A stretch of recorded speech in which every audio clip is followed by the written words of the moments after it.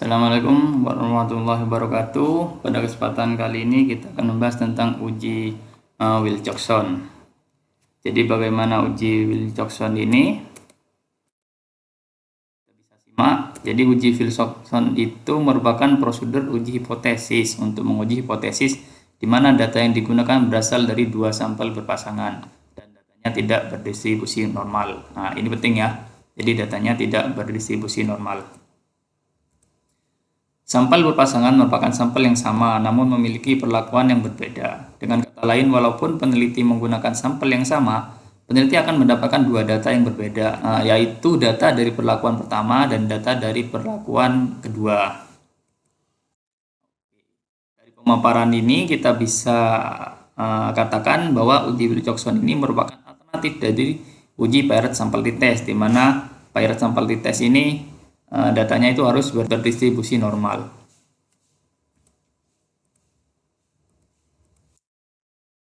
Untuk melakukan uji Wilcoxon, kita harus pastikan dulu datanya itu tidak berdistribusi normal. Dengan cara apa? Dengan cara uji normalitas.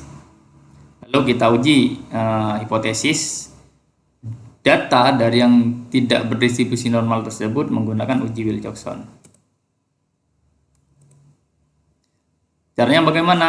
Ya, kita tentukan H0 dan H1-nya. H0 itu kita misalkan data berdistribusi normal. H1-nya itu data tidak berdistribusi normal. Lalu kita lakukan uji normalitas. Caranya input data ke dalam SPSS. Dari menu utama SPSS, pilih menu Analyze. Kemudian pilih submenu Descriptive Statistik, lalu pilih Explore. Jadi pada halaman Explore, untuk dependent list diisi dengan variabel yang akan diuji. Caranya dengan mengklik variabel yang ada di kotak sebelah kiri, lalu klik tombol anak panah, sehingga variabel tersebut pindah ke kotak dependent list. Lalu klik plot dan klik plot. Pada halaman Explore plot, centang kolom normality plot with test. Ini untuk uji normalitas.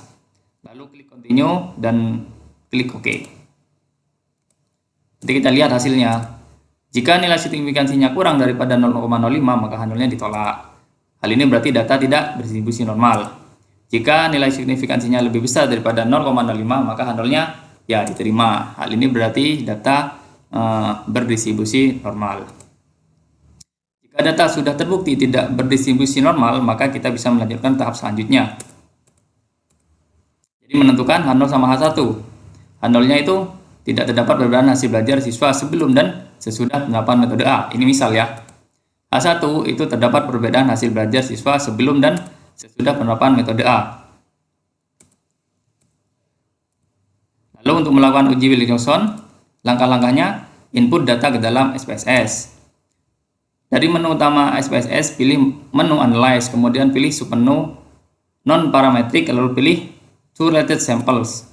Pada halaman To Related Samples, pengisiannya sebagai berikut. Untuk variabel 1 dan 2 itu diisi dengan variabel pertama dan variabel kedua. Caranya dengan mengklik variabel tersebut, lalu klik tombol anak panah, sehingga variabel tersebut pindah ke kotak test pair. Pada tes tipe, pilih Wilcoxon, karena kita mau melakukan uji Wilcoxon. Lalu klik OK, dan kita lihat nanti hasilnya.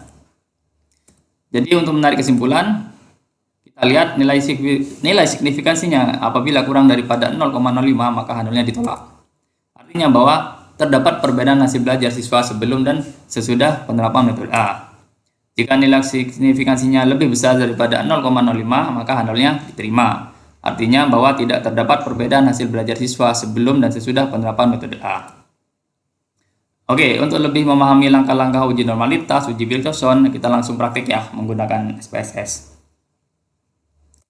Nah, ini contohnya.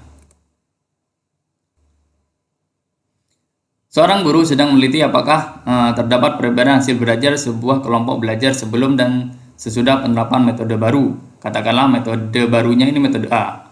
Untuk itu dilakukan penelitian terhadap 15 siswa yang dipilih secara acak. Setiap siswa diukur hasil belajarnya. Data pretest, yaitu data sebelum metode A diterapkan. Lalu setelah diterapkan metode A, siswa kembali diukur hasil belajarnya, sehingga kita punya data post-test. Dari hasil pengukuran tersebut didapatkan hasil belajar sebagai berikut. Ini adalah datanya ya. Dari data ini kita analisis menggunakan SPSS.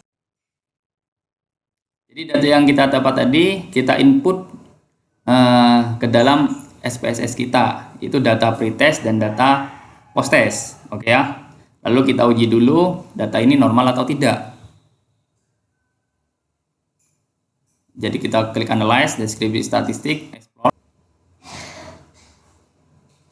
Lalu data pretest kita pindah ke dependent list. Posttest juga kita pindah ke dependent list.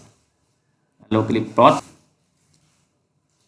Lalu centang normality plot pretest dan continue.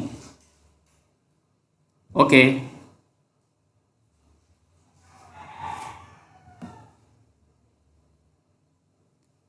Nah, ini hasil yang kita punya.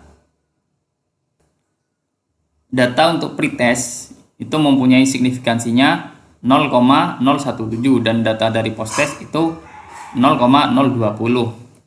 Sehingga kita bisa menarik kesimpulan bahwa nilai signifikansinya kurang daripada 0,05. Jadi untuk uji normalitas pretest dan posttest maka H0-nya ditolak. Berarti data pretest dan data posttest tidak berdistribusi normal. Karena tidak berdistribusi normal, maka kita bisa melakukan uji Wilcoxon. Ini data yang akan kita uji. Kita klik analyze, lalu kita pilih non-parametric test, kita pilih turnitin sample. Nilai pretest kita masukkan di variabel 1, posttest kita masukkan di variabel 2. Lalu test tipenya kita pilih Wilcoxon karena kita mau uji Wilcoxon. Lalu kita oke.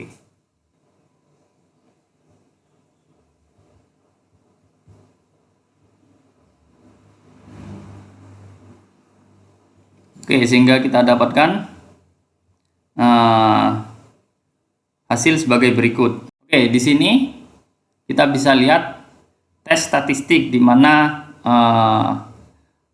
untuk signifikansinya itu 0,001, sehingga bisa kita tarik kesimpulan karena nilai signifikansinya kurang daripada 0,05, maka untuk uji Wilcoxon H0-nya ditolak. Yang berarti terdapat perbedaan hasil belajar siswa sebelum dan sesudah penerapan metode A. Lalu di sini ada tabel rank yang mempunyai arti